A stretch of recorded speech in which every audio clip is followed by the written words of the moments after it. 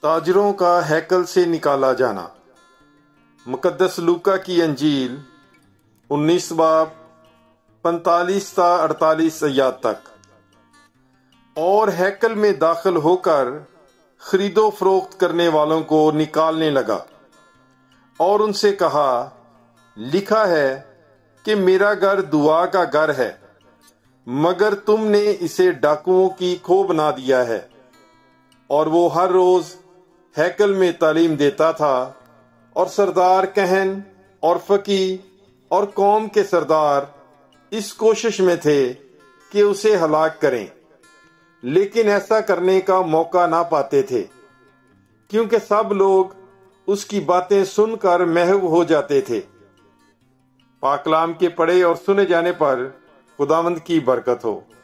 خدا کا شکر ہو۔ God bless you. Bible is life.